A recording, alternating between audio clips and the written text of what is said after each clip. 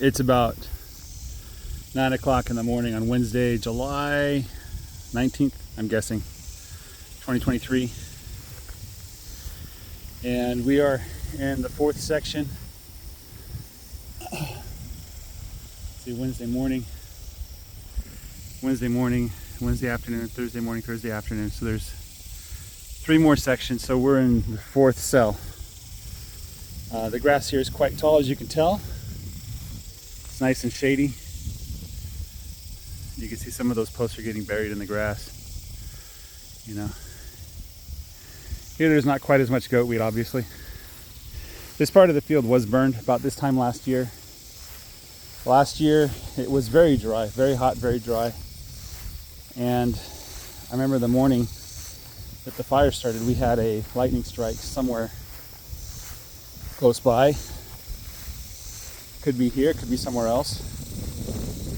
And there was an old log, I think right there, or is it over there? I don't know. One of these positions, we had an old log. And the people who fought the fire, they said it probably came from that brush pile. So I think maybe the lightning strike started something, and then the wind in the afternoon, I almost tripped there. The wind in the afternoon turned the embers into a flame and spread it throughout the dry grass. One of the things that I had that other pastures didn't have is I had some standing grass because I was doing rotational grazing. I think then I was doing like a 60-day rotation, so an acre a day.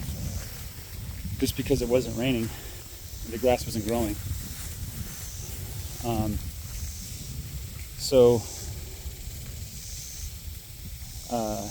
The grass was taller, but it was dry grass. So it was like a matchbox, ready to be set off. So, and this is probably near where the center of the fire was. So, of course, everybody said, hey, the grass is going to grow back better after the fire. I said, yeah, but my cows kind of need to eat today. And they were surviving off of the dry grass that was left over. So, I think it was here. No, it's over there. Let me show you where the brush pile was. One of the things that surprised me about the wood up here, or down here, whatever direction here is that it burns. And if you just kind of separate the logs, it doesn't burn out. So there was a big log here and a big brush pile. And it burned over the course of a couple days until it burned all to ash. You know, you can see that tree. This tree's probably, no, this tree's still alive. You know, yeah, that's where the brush pile was. That was estimated to be the source of the fire. They thought I was setting the brush fire myself. It's like, no, I wasn't even home. And I know better than to start a brush fire in the middle of a drought where everything's dry. There was no green. So this year is quite a bit different than it was last year when I was here. These things, these Osage oranges, they look like tennis balls to me sometimes. They're edible. The cows will eat them. You can eat them too. They're just hard to get the fleshy part out. You got to kind of pick it apart and then scrape out the fleshy part that you can eat. It's a lot of work apparently, but it is edible. Forget the names for them. The wind is blowing quite strongly, as you can tell, from the south. It's 80 degrees, 70-something% humidity. So let's look up that tree. That tree on the right's still alive, but that tree on the left needs to come down eventually. It's short enough that I'm not too concerned about it. So, yeah.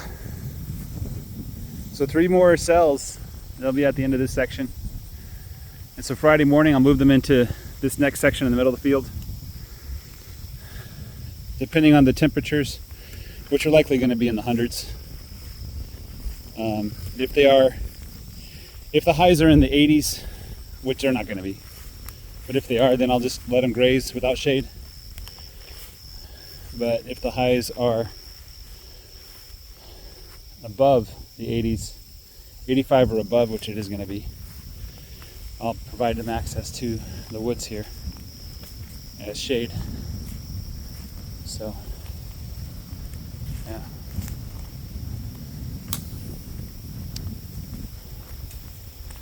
So, I think this tree came down as part of the ice storm. This one here.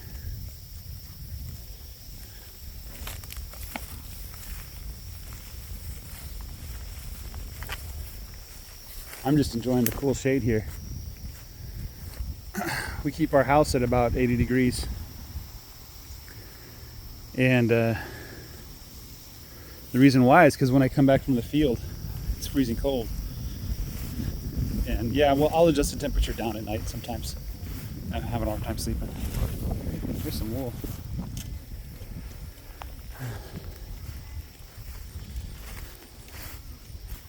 And I do need to keep it warm so that I'm well adapted to the heat, so when I go out I don't die.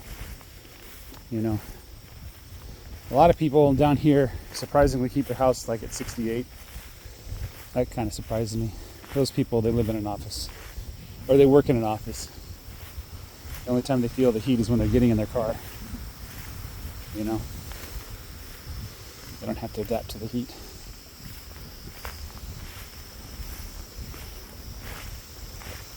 But as long as I have some wind blowing or a fan blowing on me, I'm fine. As long as it's 80 or below. If it gets above 80, I start to get uncomfortable. So that's just the way I am. All right, guys. Have a great day. Bye-bye.